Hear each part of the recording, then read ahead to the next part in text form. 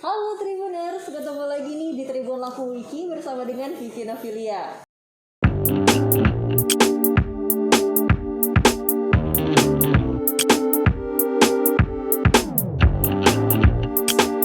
Gimana Tribuners kalian kabarnya? Semoga semua sehat, walafiat dan juga bahagia selalu ya. Amin. Dan hari ini Tribuners kita sudah bersama dengan seseorang yang hits banget nih di Lampung. Sebelah kiri Kiki ada Kak Indra. Halo. Buat Tribuners yang belum tahu nih, jadi beliau ini adalah seorang yang keren banget, seorang MC, travel blogger, semuanya deh, banyak deh. Makanya nanti kita bakalan bahas banyak deh tentang Kak Indra. Langsung aja kita sapa. Halo Kak Indra. Halo Ki, halo Tribuners. Gimana nih Kak kabarnya? Baik, walaupun dengan kondisi pandemi semua aktivitas masih tetap berjalan. Alhamdulillah. Ini terakhir kali kita ketemunya kapan ya Kak? Waktu pas podcast di Tribun Lampung. Podcast yang di Tribun ya, di kantor Tribun. Itu sih yang terakhir. Udah agak lama ini ya. Ya, Kita ketemu lagi sekarang. Sekarang aktivitas Kak Indra nih kesibukannya apa? masih nulis, ngeblog, terus juga beberapa trip yang sifatnya private yang tidak terlalu umum, sama MC nggak masih untuk wedding, karena kan sekarang wedding juga skopnya terbatas ya, karena undangan juga nggak terlalu banyak, terus akad nikah aja yang tidak terlalu rame gitu undangannya. Dibatasin ya Kak ya? Iya, seperti itu. Masih berlangsung, walaupun memang ada ketentuan-ketentuan yang memang harus diikuti, yang jalani ya, protokol kesehatan gitu. Oke, berarti masih sibuk-sibuk nih Kak Indra ya. Kak Indra nih, kan hari ini kita bakalan bahas banyak tentang Kak Indra. Oke. Kita mulai dari satu-satu dulu kali ya Kak ya. Oke. Tentang travel blogger. Itu bisa diceritain gak sih Kak, awal mulanya terjun ke dunia travel blogger itu dulu seperti apa? Sebenarnya kalau bicara tentang travel blogger kan basicnya adalah karena gue sendiri suka jalan-jalan. Suka jalan sejak kapan ya? Pokoknya dari SMP lah gitu, sama teman-teman, sama keluarga, jalan yang deket-deket gitu kan, tetangga sebelah, provinsi sebelah gitu. Nah terus suka nulis awalnya, jadi travel blogger itu lebih ke menuliskan cerita perjalanan. Nah kalau menuliskan cerita perjalanannya itu sudah dari tahun 2008 lah lebih kurang, tapi punya blog baru profesional ngeblog itu 2014. Dari situ sebenarnya awalnya itu dari situ. Jadi buat domain www.duniaindra.com itu 2014 resminya sampai sekarang. Oke. Gitu. Berarti emang suka nulis ya Kak Indra ya? Suka nulis, suka. Terus sebenarnya basicnya karena dulu kan sering banyak yang tanya kan kalau ngetrip kemana, terus ditanya sama teman-teman soal harganya lah, soal kondisi real di sana, soal gimana cerita jalan-jalannya. Sementara gue pribadi kan capek kalau harus ngejelasin terus. Akhirnya ya udah buatlah sebuah cerita di blog itu, sehingga kalau ada teman-teman yang nanya bilang aja, cek aja blognya gitu. Tinggal dibuka dari sana ya Kak ya? Iya. Nah, tapi Kak, kan kalau misalkan di media sosial itu kan sebenarnya banyak gitu ya, tempat-tempat yang bisa diakses juga gitu. Tapi kenapa Kak Indra akhirnya milih blog gitu Kak?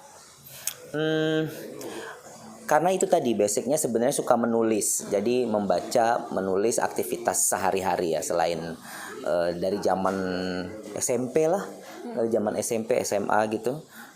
Suka hal-hal yang begitu, terus berpikir bahwa kalau menulis itu kan lebih ke bertutur apa yang ada di pikiran kan gitu. Nah jadi lebih ke situ senangnya. Walaupun makin kesini ya sarana di dalam medsos itu platformnya kan banyak, ada YouTube, ada Instagram dan sebagainya gitu. Akhirnya ya udah menyebar ke semua jenis platform yang ada di sosial media gitu. Kalau di blognya Kak Indra sekarang nih, itu isinya memang semuanya wisata atau ada yang lain juga, kuliner gitu mungkin? Kalau dalam blog isinya campur ya. Memang garis besarnya adalah jalan-jalan, tapi di dalam jalan-jalan kan ada ketemu kuliner daerah, ketemu upacara-upacara adat, ketemu kegiatan-kegiatan lokal. atau bahkan hal-hal yang tidak ada di tempat kita gitu, misal jenis buah-buahan, jenis sayur-sayuran, jadi semuanya ada. Tentang menu-menu masakan daerah yang dikunjungi juga ada banyak banget. Termasuk macam masakan, minuman, kue-kue khas daerah di Indonesia gitu, di beberapa provinsi juga ada di situ dalam tulisan gitu. Gitu. Terus yang menarik gitu Kak, dari menuliskan wisata gitu atau kuliner itu apa sih Kak? Yang mungkin dari Bunda sekali juga masih belum tahu nih.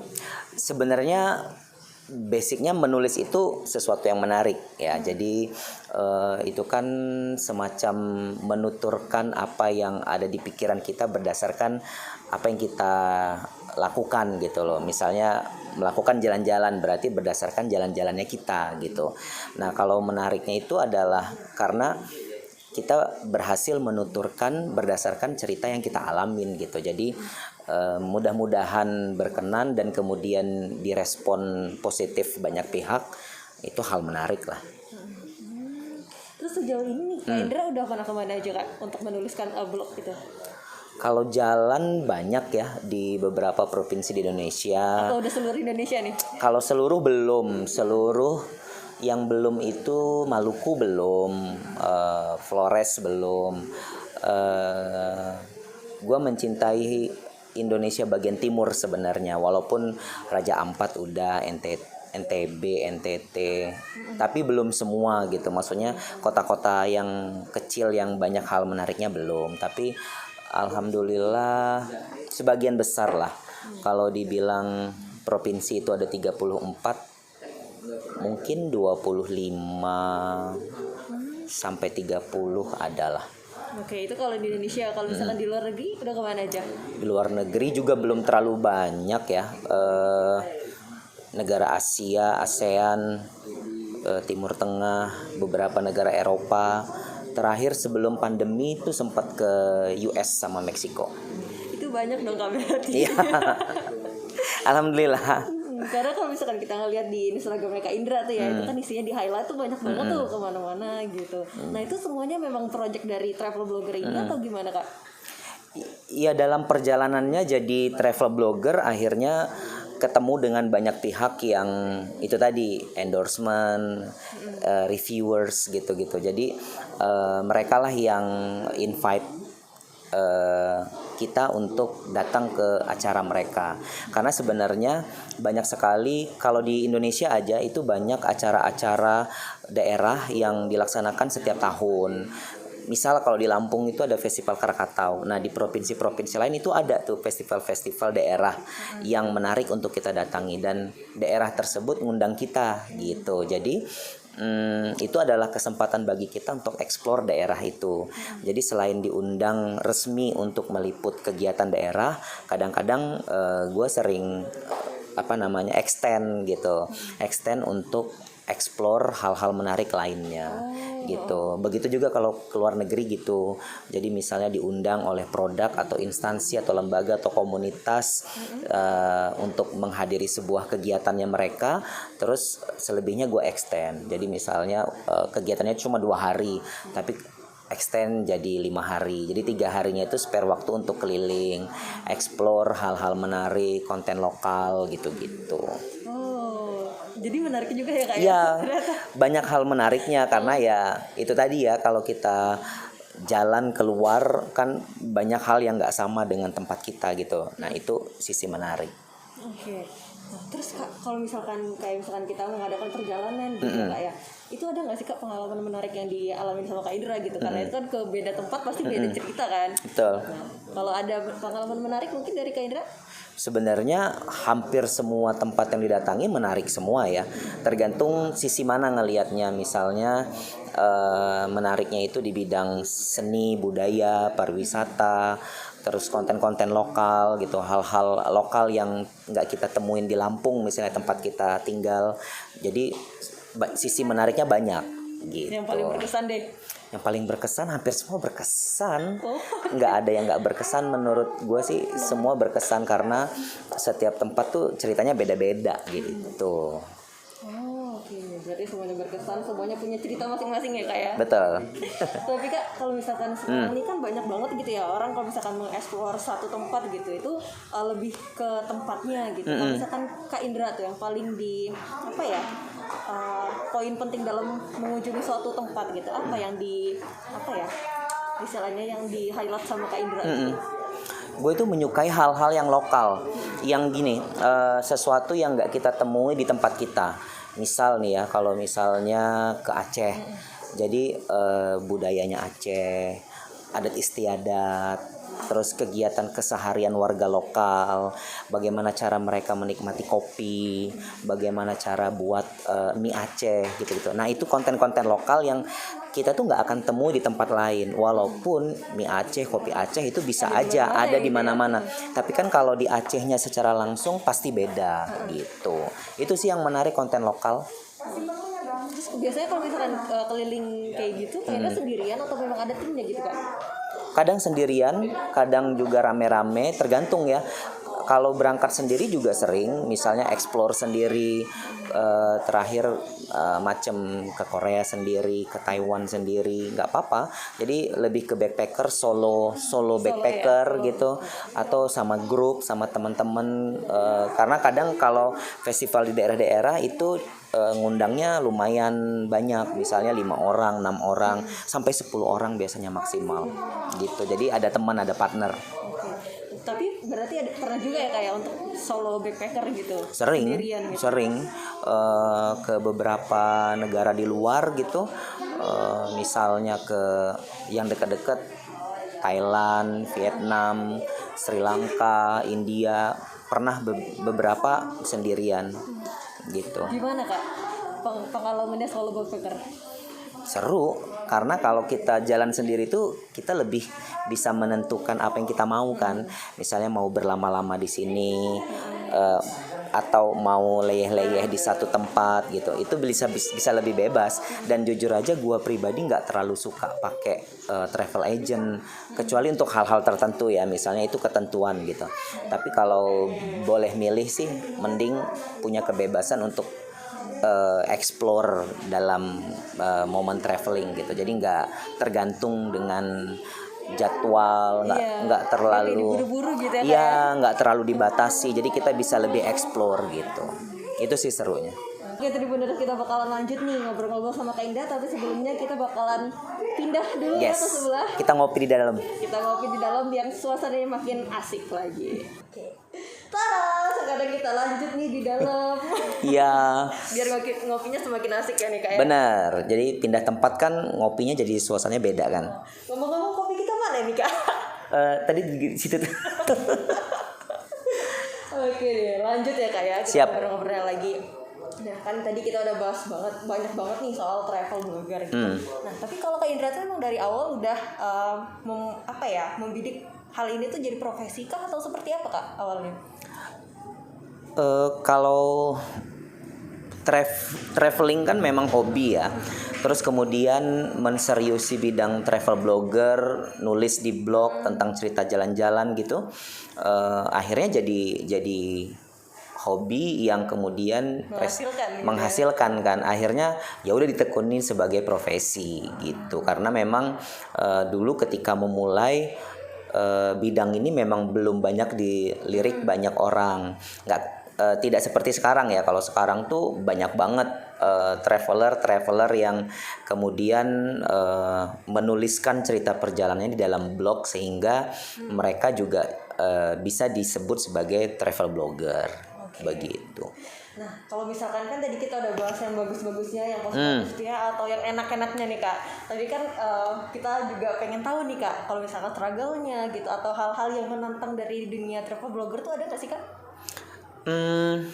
Sebenarnya secara umum travel blogger ya sama aja, hanya mungkin yang membedakan cerita dari proses jalan-jalannya. Karena kan jadi travel blogger mungkin kita dilihat menyenangkan karena yang dilihat orang adalah cerita-cerita yang menyenangkan, foto-foto yang menyenangkan. Tapi kan di balik cerita, di balik foto yang kita share di sosmed itu ada banyak kisah di belakangnya gitu loh. misalnya delay, angin cuaca buruk, belum lagi akses menuju tempat yang ternyata sulit, menantang, atau fasilitas di tempat wisata yang ternyata belum memadai. Itu banyak cerita-cerita yang begitu. Yang paling kakak inget deh gitu, yang paling di antara sekian banyaknya yang paling menantang menurut Kak Indra yang mana Kak? Yang paling menantang banyak, tapi sampai sekarang masih belum lupa bahwa mungkin kalau bukan kuasa Tuhan, gue udah hampir berapa kali gitu, hampir meninggal karena kapal tenggelam gitu. Karena pernah pada dasarnya gue tuh nggak bisa berenang, tapi gue menyukai datang ke laut gitu.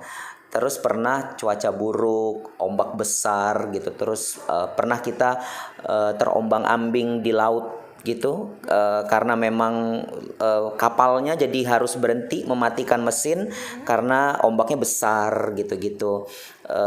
Terus beberapa kali ya pernah cerita ke Pulau Moyo, terus di Raja Ampat juga pernah cuacanya nggak mendukung, tapi alhamdulillah selamat gitu. Itu yang mungkin bisa kita sebut bahwa kalau takdir Tuhan lu memang belum waktunya mati, walaupun sudah digulung ombak, kapal lu kebalik, terus lu ngambang selama 5 jam atau ngambang selama 20 jam di atas laut, kalau lu kata Tuhan belum mati ya belum mati gitu ya. Mungkin itu definisinya gitu. Menarik ya, sekaligus menantang banget. Iya. Terus Kak Indra, kan sekarang banyak banget nih travel blogger gitu. Nah, yang membedakan yang Kak Indra nih atau ciri khasnya Kak Indra dibandingkan yang lain ada nggak sih Kak? Kalau ciri khas itu balik lagi ke gaya penulisan dan cara bertuturnya, atau sudut pandang dari apa yang diangkat oleh si travel blogger, betul, oleh si penulis. Kalau gue pribadi, gue seneng ngangkatnya dari sisi human interest, terus juga konten lokal, budaya-budaya lokal, terus nilai-nilai lokal dari tempat yang gue kunjungin gitu. Karena misal kalau kita datang ke spot wisata A, kalau kita cuma ceritain bagaimana menuju ke A atau berapa biaya untuk ke A gitu, gue rasa banyak orang yang sudah ngangkat itu. Tapi kan gue mesti explore apa nih sisi menarik dari A yang nggak banyak orang tahu, gitu sih. Oke. Tapi sebelumnya Kak Indra tuh background pendidikannya memang jurnalistika gitu, atau yang berkaitan dengan penulisan gitu, atau gimana Kak? Kalau jurnalistik bukan belajar resmi sebagai di bangku kuliah gitu ya. Kalaupun belajar tentang jurnalistik paling di kursus-kursus singkat atau ada seminar-seminar yang berkenaan dengan literasi, penulisan, jurnalistik dan sebagainya. Tapi basicnya sih gue sastra Inggris. Jadi dulu belajar sastra, mungkin karena hobi baca kan. Jadi banyak baca sastra, terus kemudian lebih ke bagaimana menulis lebih imajinatif, lebih mengalir gitu. Kayaknya sih gitu. Oh, pantesan soalnya sebelumnya juga kan Kika pernah baca-baca tuh di blognya Dunia Indra ya Kak ya. Dunia Indra tuh penulisannya sudah runut gitu ya, semuanya pokoknya kelihatan kalau misalkan itu tuh kayak tulisan jurnalis gitu. Oh ya? Iya, kirain emang dari backgroundnya, ternyata enggak ya kayak. Enggak. Yang mungkin juga harus diingat oleh teman-teman bahwa jadi travel blogger kan kita nggak harus nulis sama seperti teman-teman jurnalistik gitu kan. Artinya karena travel blogger itu kan lebih menceritakan berdasarkan pengalaman si traveler. Jadi gaya penulisannya, cara bertuturnya, bagaimana merunutnya, semua sih memang diserahkan kepada si penulis. Nggak harus sama dengan ketentuan bagaimana seorang jurnalis menuliskan sebuah cerita gitu. Karena memang itulah sisi lain dari blogger kan, dia lebih private, lebih personal gitu. Lebih fleksibel ya Kak ya. Betul. Dan cenderung lebih jujur karena kita menceritakan apa yang kita alami kan begitu. Walaupun memang ada beberapa sudut pandang yang bisa jadi nggak sama dengan teman-teman yang bekerja di dunia jurnalis gitu. Nah, terus kalau misalkan itu kan tentang travel blogger nih Kak. Nah, katanya kalau Kak Indra ini juga menekunin MC juga sama trainer juga gitu ya. Iya, Kak? iya. Itu dari kapan Kak? Sebenarnya semuanya sejalan karena memang kalau nge-MC itu ya dari masa-masa kuliah kan. Dari SMP SMA udah banyak terlibat di organisasi, ikut OSIS, ikut pramuka. Ikut OSIS kan memang menantang kita untuk banyak ngomong di forum gitu. Jadi kita bicara di forum itu sudah terbiasa. Kuliah juga gitu, ikut BEM, ikut komunitas di luar dari kampus, ikut organisasi di luar kampus juga. Jadi menuntut kita banyak ngomong di depan banyak orang. Nah, kemudian jadi MC gitu loh, MC wedding, terus MC acara-acara seminar sampai konser musik. Ya dari kuliah lah, dari awal-awal kuliah sudah tekun itu sekitar tahun berapa ya? 2000 lah, 2000 awal. Kenapa semua akhirnya diborong nih Kak? Sebenarnya nggak diborong ya, semua ada prosesnya gitu loh.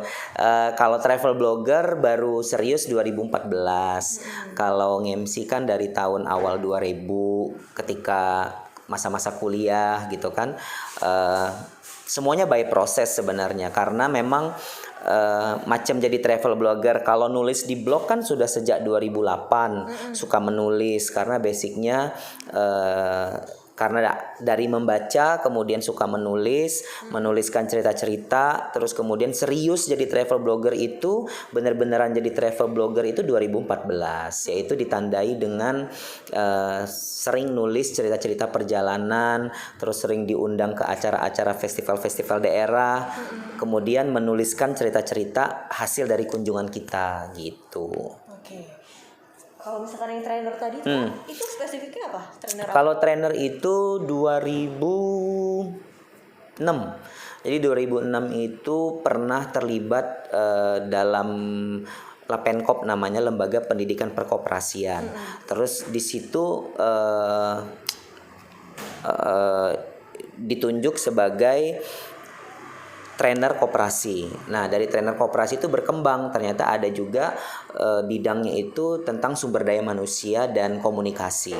Nah, akhirnya ya udah dari situ rajin ketemu sama teman-teman di koperasi, koperasi mahasiswa, kopma, akhirnya berkembang jadi sering ngasih materi untuk personality development program gitu, bagaimana mengembangkan kepribadian, terus tentang berkomunikasi, public speaking di dalamnya.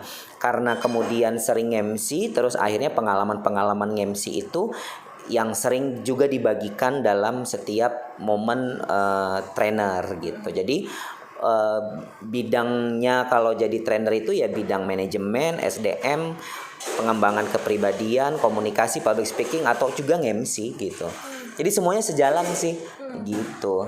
Itu gimana Kak cara untuk bagi waktunya? Bagi waktu, kalau bagi waktu sih skala prioritas ya. Gua menggunakan skala prioritas mana yang lebih penting, dan sejauh ini sih nggak ada yang tabrakan atau tumpang tindih, nggak ada. Semuanya ngalir gitu aja, berjalan. Misalnya weekend MC wedding, atau ada pada saatnya weekend kita keluar kota, atau ada momen kita keluar negeri, tinggal diatur aja, misalnya tanggal sekian Prioritas itu ya Kak? Iya betul, seperti itu. Sejauh ini dukungan keluarga nih Kak terhadap karirnya Kak Indra gitu, itu gimana? Sangat support. Jadi keluarga memang hal paling utama ya yang mendukung untuk hal nge-MC, jadi trainer, travel blogger. Keluarga adalah hal utama. Jadi sejauh ini support sekali. Oke. Nah, terus dari sekian banyaknya aktivitas yang dilakukan Kak Indra gitu Kak, yang ingin dicapai Kak Indra gitu dalam hidup itu seperti apa sih Kak? Waduh, apa ya? Kan udah jadi MC, travel blogger. Sebenarnya gini, kalau gue pribadi itu selalu berpikir bahwa setiap hari itu harus ada progres yang jauh lebih baik untuk imbasnya ke diri kita sendiri. Jadi sebenarnya apa yang gue lakukan itu sebenarnya untuk mematangkan pribadi gue. Bukan bertujuan untuk misalnya biar apa biar keren atau apa, enggak itu sebenarnya. Lebih kepengen membuat diri pribadi lebih produktif, lebih banyak hal yang bisa kita lakukan, terutama hal-hal yang bermanfaat untuk orang banyak gitu. Kalau ditanya nextnya mau ngapain, kepengennya apa, pada dasarnya ngalir aja, secara garis besarnya ngalir, walaupun memang ada hal-hal spesifik yang jadi target, misalnya kepingin buat rumah pingin buat sekolahan, pingin buat yayasan, ataupun pingin buat perpustakaan untuk orang banyak. Itu hal-hal yang next gitu. Tapi untuk menuju ke situ kan tahapannya sudah kita buat dari sekarang gitu. Yang penting bermanfaat buat orang lain ya berarti. Betul. Nah Kak, kalau tadi kita udah ngobrol panjang lebar nih, sekarang kita punya ada tantangan nih buat Kak Indra. Apa tantangan apa? Siap nggak dikira-kira? Siap. Jadi nanti bakalan ada pertanyaan cepat gitu. Oke. Sekitar ada 5 pertanyaan. Jadi Kak Indra bisa langsung. Harus cepet ya? Iya. Oke. Mudah-mudahan nggak lambat yang mikirnya. Oke. Siap. Pertanyaan pertama. Wisata keliling Indonesia atau dunia? Indonesia. Pantai atau gunung? Pantai. Travel blogger atau MC? Travel blogger. Solo traveling atau tim? Solo. Jadi orang yang sukses atau bermanfaat buat orang lain? Bermanfaat. Oke. Semuanya dibahas habis ini sama Kak Indra. Sukses ya, cepet ya, bisa cepet. Nah, pertanyaan terakhir nih Kak, sebelum kita tutup bincang-bincang kita hari ini, ada nggak nih pesan-pesan yang pengen disampaikan kepada Tribuners sekalian gitu dari Kak Indra kepada masyarakat gitu? Oke.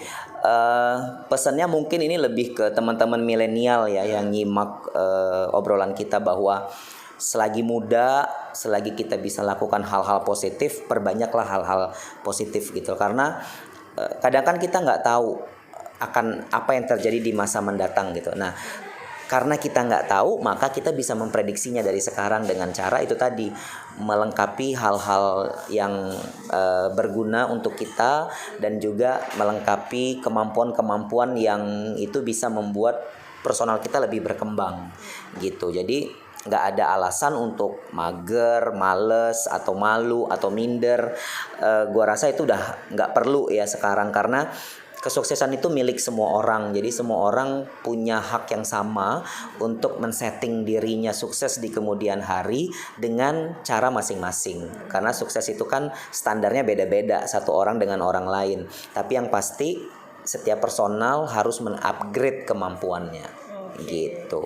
Nggak boleh mager, nggak boleh malesan ya Kak ya? Iya, nggak boleh minder juga. Kadang anak-anak muda sekarang kan gitu, males, minder, mager, gitu-gitu. Ada ketakutan-ketakutan yang pada dasarnya sebenarnya ketakutannya itu belum tentu juga kejadian gitu, tapi udah di setting duluan bahwa takut, malu, ntar di ini.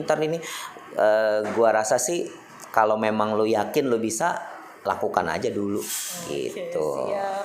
Makasih banyak Kak Indra. Sama-sama Ki. Sama-sama. Makin keren, makin sukses lagi. Amin. Keren juga buat Tribuns yang selalu punya cara untuk share hal-hal bermanfaat. Terima kasih Tribun. Sama-sama Kak Indra. Oke Tribuners, itu tadi ya bincang-bincang seru kita nih sama Kak Indra. Wah keren banget kan.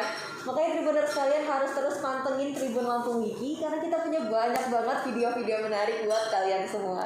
Saya Kiki Nafilia undur diri, sampai ketemu lagi di episode selanjutnya ya. Bye-bye.